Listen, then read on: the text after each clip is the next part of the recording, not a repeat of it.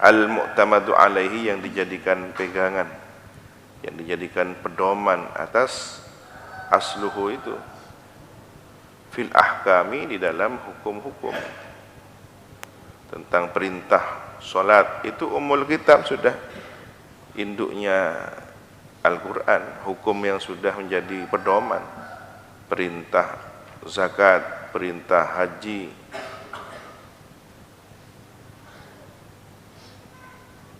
wa atimul hajja wal umrata lillah. Soal nanti bagaimana rincian kaifiyahnya dijelaskan oleh sunnah, oleh baginda Nabi dalam bentuk praktek, ucapan, penjelasan. Tetapi perintah secara umum sudah merupakan ayatun muhkamat, ayat yang sudah pasti hukumnya, tidak perlu dipahami dengan penuh makna, banyak makna. Ya, solat yang sudah kita ketahui itu hanya rincian penjelasannya. Kalau zuhur itu kapan waktunya, asar itu kapan waktunya, itu sunnah ya, yang sangat jelas menjelaskan masalah auqatis salah, waktu salat ya. Hadis yang diriwayatkan oleh Imam An-Nasa'i. Hadis ketika Nabi bersama malaikat Jibril. Sayyidina Jibril mengajari Nabi waktu salat. Hari pertama diajari awal waktunya, duhur awal waktunya, asar awal waktunya, maghrib, isya, subuh di awal waktunya. Keesokan harinya diajak lagi Nabi sholat. Hari yang kedua ini di akhir waktunya masing-masing. Duhur di akhir waktunya, asar di akhir waktunya, maghrib di akhir waktunya, isya di akhir waktunya, subuh begitu juga. Kemudian malaikat Jibril berkata kepada Nabi Muhammad, ini yang kemarin hari pertama seluruhnya adalah awal waktu dari sholat 5 waktu, dan hari kedua saat ini adalah akhir waktu dari sholat 5 waktu. Tetapi perintah sholat ya ayatun muhkamatun, ayat yang jelas di Quran. Wa ukhar mutasyabihatun, dan yang lain selain ayatun muhkamatun terdapat juga mutasyabihatun, ayat-ayat yang mutasyabih. Apa mutasyabih di sini? La tufhamu ma'aniha, yang tidak dipahami apa maknanya ayat. Contohnya seperti apa? Ka'awaidis suwar, seperti awal-awal surat. Alif lam mim, apa ya maknanya? Secara kosakata saja alif lam mim, ya alif ya lam mim. Apa maksudnya? Ya alif lam mim. Tidak dipahami. Maka di sini masuk kategori ayat mutasyabihat. Wa ja'alahu kullahu muhkaman, dan menjadikan Allahu kepada kullahu,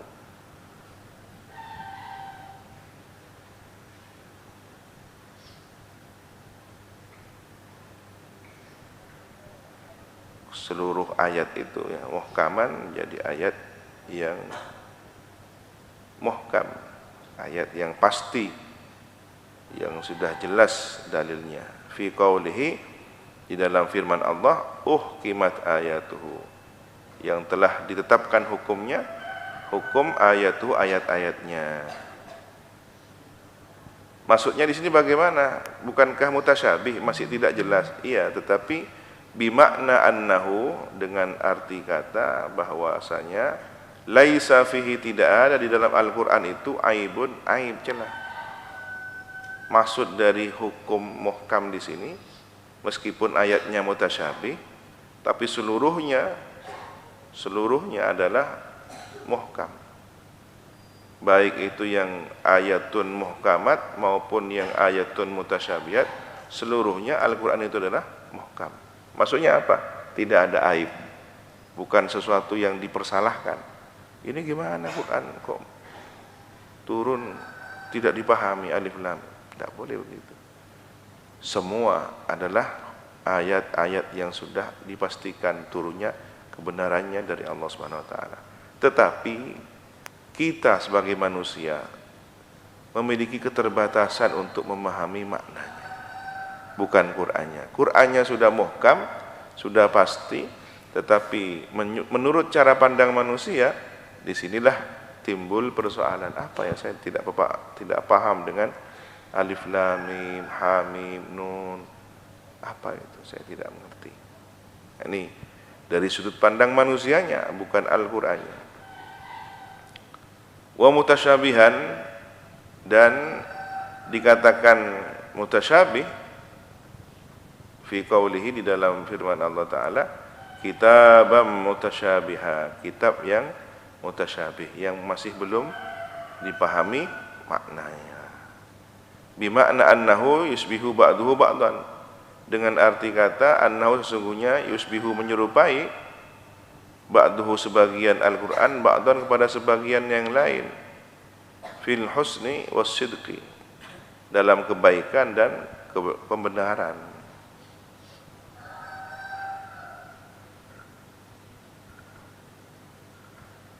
Termasuk ayat-ayat mutasyabih, ya, ayat yang pemaknaannya mengandung arti yang tidak mudah difahami oleh orang awam. Contoh,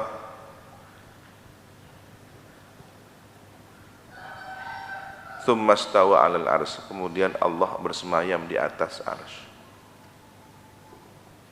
Bersemayam. Bagaimana makna bersemayam di atas arsy?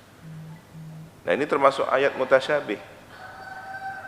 Kalau tidak berpasrah diri seperti mengikuti ajarannya salafun salih, bisa disimpang siurkan, bahkan dengan slogan, marilah kita ikut salafus salih. Ini adalah manhaj salaf, itu ajakannya.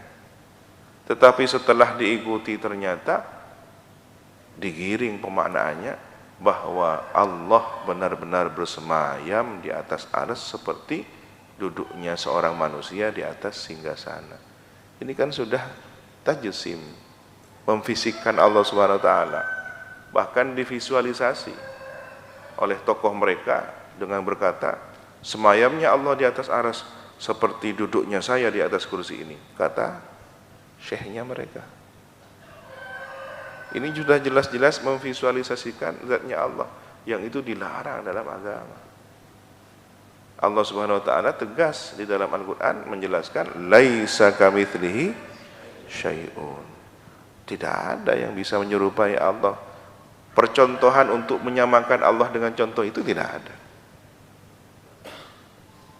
Yang dimaksud dengan Imam Malik bahwa memaknai tentang makna istiwanya Allah itu adalah dengan ditafwid, pasrahkan kepada Allah tanpa ditakwil.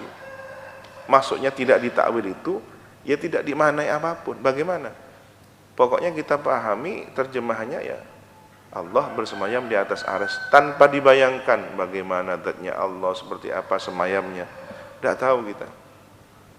Ayatnya begitu, sudah dibaca begitu saja. Jadi cara menakwilnya bagaimana? Penakwilannya adalah qiraatuha, dibaca begitu saja. Dulu sahabat ketika bersama Nabi melewati begitu saja, sahabat diam. Tidak ada yang tanya, ya Rasulullah ini apa? Diam. Kenapa? Karena mentalnya para sahabat, imannya para sahabat tangguh dan kuat. Jadi ayat-ayat mutasyabihat kuat. Tidak ada gejolak di dalam hati mereka untuk mempertanyakan yang macam-macam. Apa yang tidak diketahui, ya sudah diam, tidak tahu. Hal yang gaib, hal yang menjadi ujian keimanan. Ketika ini adalah informasi akurat, valid dari Allah melalui malaikat Jibril kepada Nabi Muhammad, ya begitu sudah adanya. Nah, tetapi ini kemudian dimaknai lain oleh orang-orang yang mutasyabih itu. Tidak boleh ditafwid dalam arti kata ini harus dimaknai. Tidak boleh ditakwil dalam arti kata jangan ada pemaknaan yang lain. Bagaimana? Ya sudah, Allah bersemayam. Berarti benar-benar bersemayam. Iya sudah. Nah, ini kan pembiaran pikiran liar untuk tetap memahami zatnya Allah seperti fisiknya manusia. Kalau demikian, Allah benar-benar bersemayam, berarti kan butuh kepada tempat, butuh kepada ruang, butuh kepada waktu. Sementara ruang dan waktu adalah makhluk.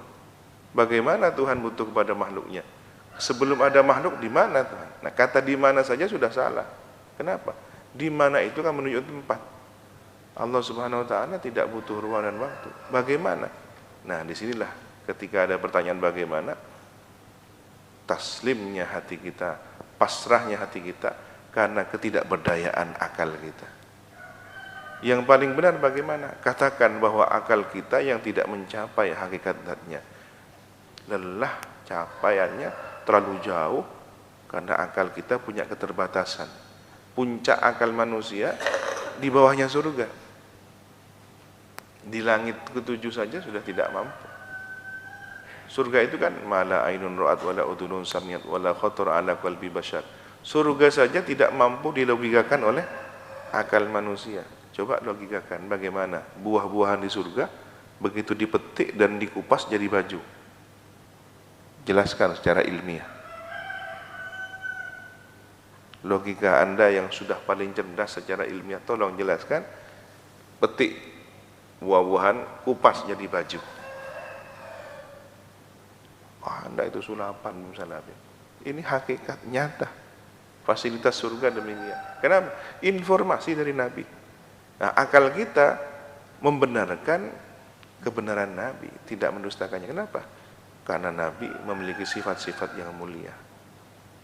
Inilah kepasrahan totalitas keimanan di sini. Karena kita percaya penuh kepada Nabi yang mulia, informasi gaib kita terima telan apa adanya. Nabi yang menyampaikan. Inilah imannya kaum siddiqin, seperti imannya Sayyidina Abu Bakar As-Siddiq. Sayyidina Abu Bakar ketika dapat informasi, itu tamat sahabatmu yang bernama Muhammad itu memberi kabar bahwa telah pergi ke Palestina, Baitul Maqdis dalam hitungan waktu semalam. Mustahil, katanya orang Arab kafir Quraisy jahiliyah. Kami perjalanan berangkat saja 1 bulan, pulangnya 1 bulan.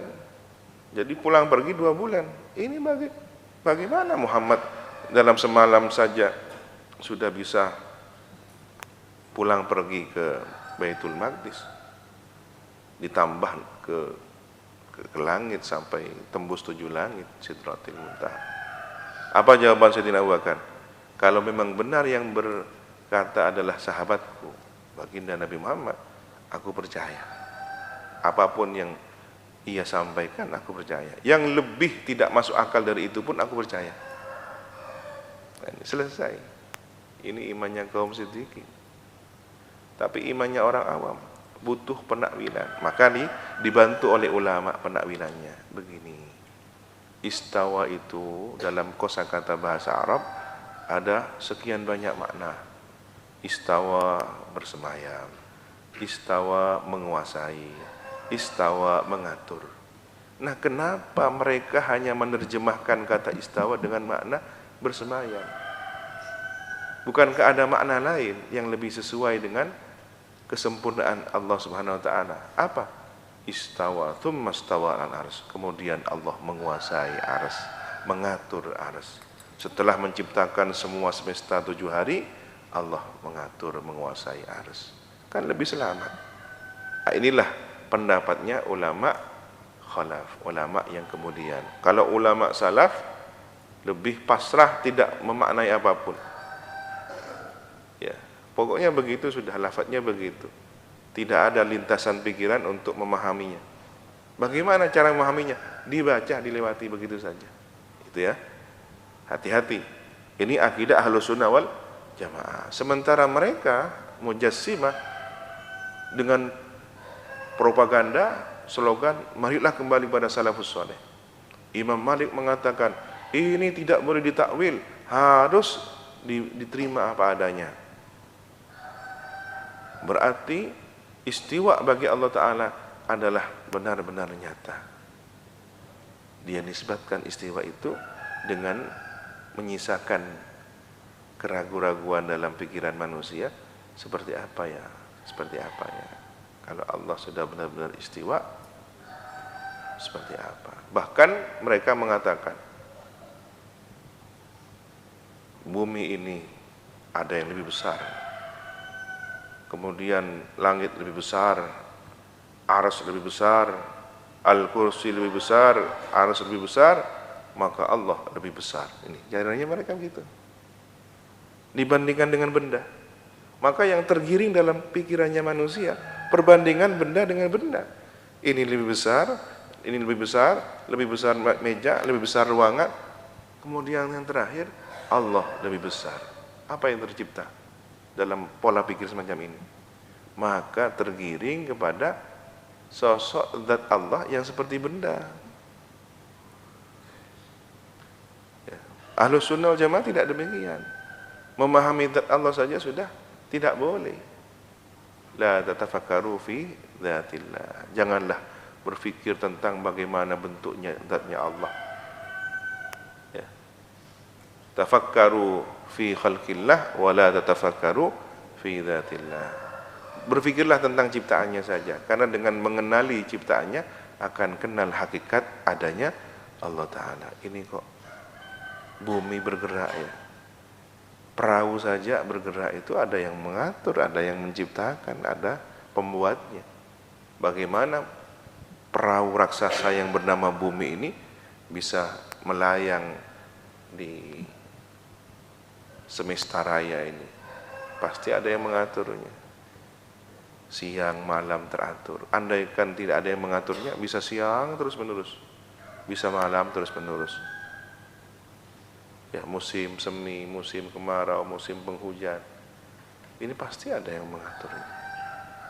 Tetesan hujan, di sini sekian tetesan. Seandainya tidak ada yang mengatur, banjir semuanya. Ya, banjir pun tidak semua tempat. Dalam satu tempat ada peristiwa gempa, tidak semuanya terkena gempa. Seperti ada yang mendesain, di sini akan hancur, di sini selamat. Ada kampung itu ahli baca tahlil Yasin, sekitarnya hancur.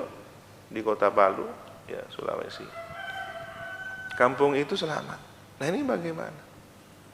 Satu kampung hancur, musola selamat, masjid selamat. Satu kampung terbakar, satu rumah terbakar, fotonya orang-orang soleh selamat, Quran selamat. Ini pasti ada yang mengatur. Nah, kalau demikian maka kita akan bisa bertauhid, karena yang kita renungkan adalah tanda-tanda wujudnya Allah melalui adanya makhluk ini. Ini yang diperkenankan. Tapi memikirkan zatnya Allah seperti apa, fatahlik, celaka, akan celaka. Kenapa? Kapasitas akalnya yang tidak mencapai. Kalau ingin tahu, masuk surga dulu, karena nanti di surga kapasitas akal manusia akan dipersiapkan. Nah ini yang dirindukan oleh orang-orang beriman, ya, yang penasaran selama hidupnya, beriman kepada zat yang gaib. Tetapi bagi orang-orang arifin, di dunia saja sudah bisa merasakan ma'rifatullah melalui tanda-tandanya nyata. Ya, dia merasakan nafasnya, ada keberaturan, ada yang mengatur. Tidak mungkin saya mengatur nafas, semua di luar kendali saya. Aliran darah ini mengalir tanpa perintah. Ya. Siapa yang memerintahkan aliran darah? Otak? Tidak. Otak tidak pernah berpikir untuk mengatur, mengurus setiap detiknya, tapi aliran darah mengalir.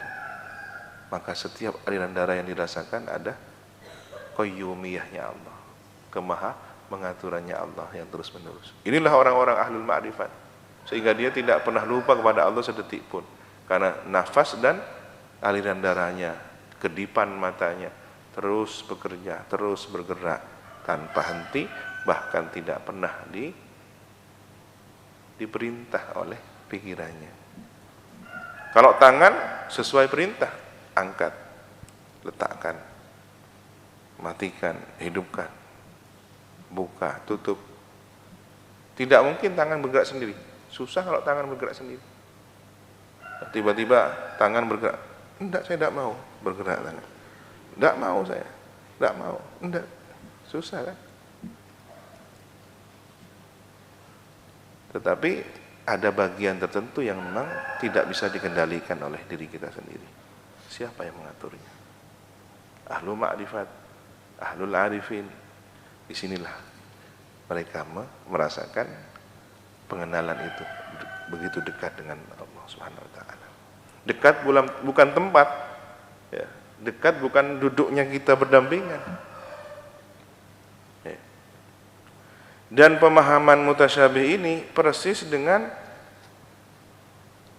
umat Nasrani di dalam memahami konsep ketuhanannya. Bapa di surga, anak, Roh Kudus.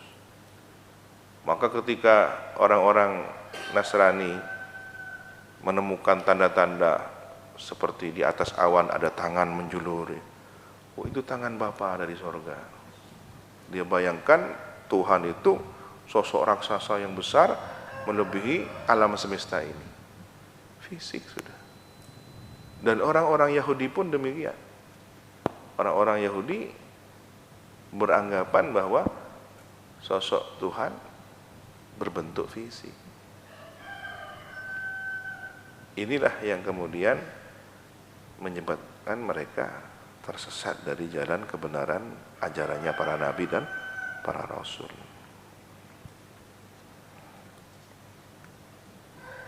Fa ammal ladzina fi qulubihim zaygun, maka adapun orang-orang maka adapun orang-orang fi qulubihim di dalam hati mereka zaygun, adapun kecenderungan mailun anil haqqi, cenderung menyimpang dari kebenaran. Jadi orang yang di dalam hatinya ada penyimpangan dari kebenaran, sesat ya, fayattabi'una, kemudian mengikuti mereka alladzina, mengikuti alladzina itu siapa alladzina? Ma tasyabaha minhu, kepada ayat tasyabaha yang sulit dipahami, minhu dari ma. Ya, seperti tadi ada dua makna Allah bersemayam di atas arsy. Makna yang lain, Allah menguasai arsy, mengatur arsy. Dia memilih apa? Memilih makna yang tadi. Allah bersemayam dalam arti kata duduk di atas singgasana. Sementara ada makna lain yang lebih selamat, apa? Menguasai dan mengatur arsy. Itu lebih selamat. Nah, orang-orang yang di dalam hatinya ada kecondongan kepada penyimpangan, kesesatan, maka dia fayattabi'una, mereka mengikuti kepada ayat tasyabaha yang tidak dibahas, yang tasyabuh, yang tidak jelas minhu dari ayat tersebut. Ibtigha'a talabal fitnati, karena hale mencari fitnah, li jahalihim, karena kebodohan mereka, biwuqu'ihim, terhadap terjatuhnya mereka, fisyubuhati, ke dalam ketidakjelasan, wal lubsi, dan pencampur aduan. Akhirnya mereka akidahnya akidah yang tidak jelas, campur aduk.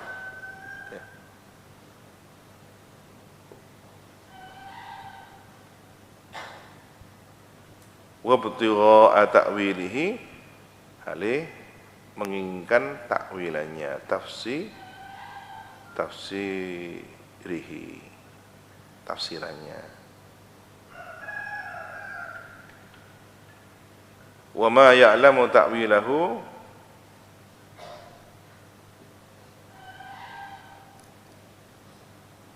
dan tidaklah mengetahui ta'wilahu, kepada tafsirannya, tafsirahu, kepada tafsirannya, illallah, kecuali Allah wahdahu, Allah satu-satunya, zat yang satu-satunya maha mengetahui takwilan, tafsiran, maknanya.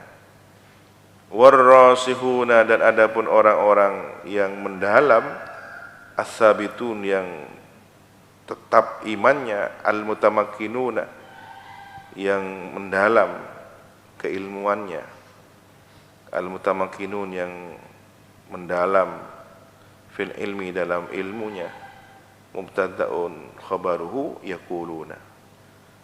Adapun orang-orang yang mendalam ilmunya itu yaquluna, ialah berkata mereka ar-rasihun, amanna bihi, beriman siapa kami, bihi terhadap ayat mutasyabih itu, ayat al-mutasyabih bil mutasyabih, dengan yang ayat yang tidak difahami maknanya itu. Kami iman itu dari Allah, annahu min indillah, bahwasanya ayat itu dari sisi Allah.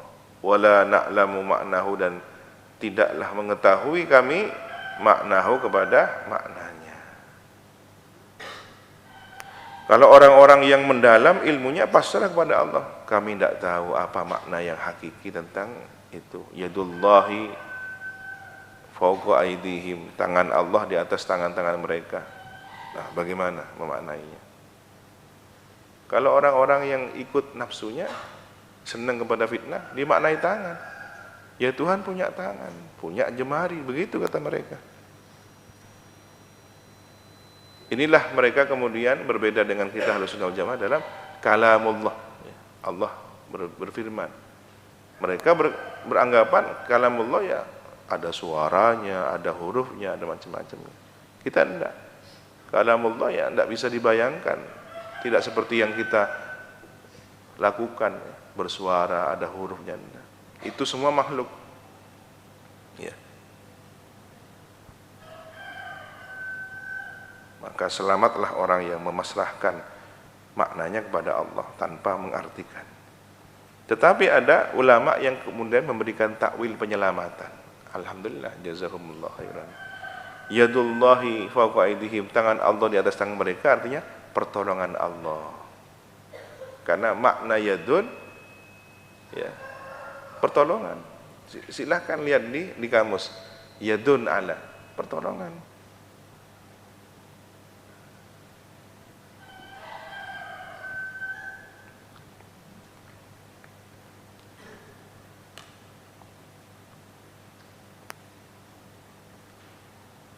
Ya, bahkan kita sudah terbiasa sehari-hari punya guru ya, Kiai Samsul itu pangkatnya tinggi sekali.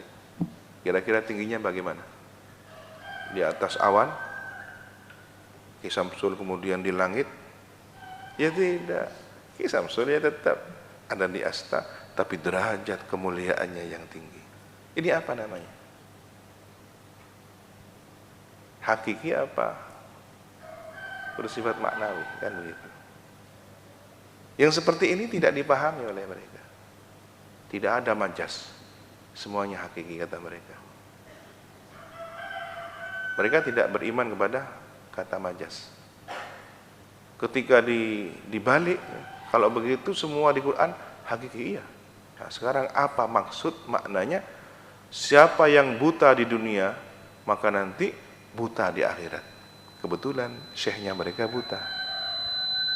Diam, tidak bisa jawab. Jangan begitu, kamu kan nanti menyinggung perasaan kami. Loh, menyinggung gimana? Tolong maknai, katanya hakiki. Man a'ma fid dunya, a'ma fil akhirah. Atau bagaimana ayatnya itu? Nah, kalau kemudian diartikan secara hakiki, berarti orang-orang yang buta di dunia tetap buta sampai ke akhirat. Kebetulan syekhnya mereka buta. Tidak terima mereka. Kamu itu menghina kami. Tidak, bertanya. Ya tidak demikian. Nanti di akhir ada ayat lain, ada hadis lain yang menjelaskan. Nah, berarti kan ada penakwilan. Ada makna yang dimaksud, makna yang lain.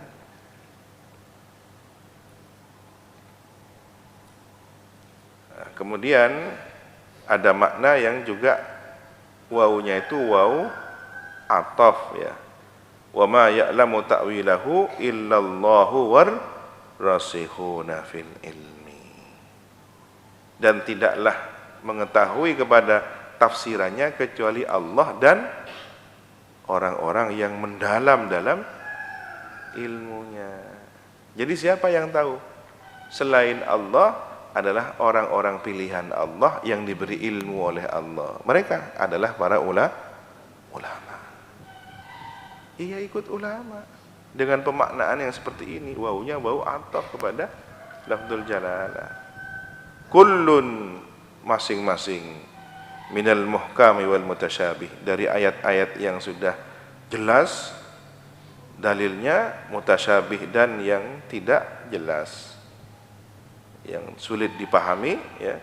Min indi rabbina, dua macam ayat semacam ini seluruhnya adalah min indi rabbina, dari sisi Tuhan kami.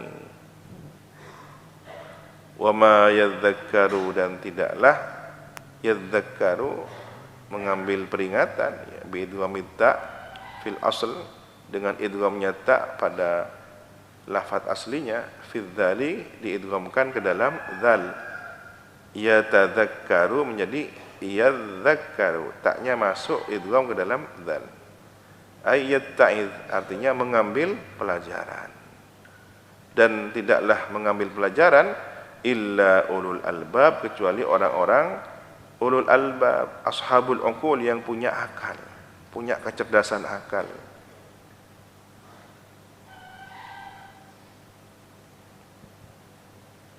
Wa yaquluna aidan idza ra'aw man yattabi'uhu wallahu subhanahu wa ta'ala a'lam bis-shawab. Rabbi zidni ilma.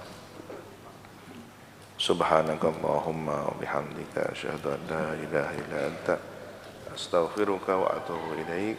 Wa sallallahu ala sayyidina Muhammadin wa ala alihi wa sahbihi wa sallam.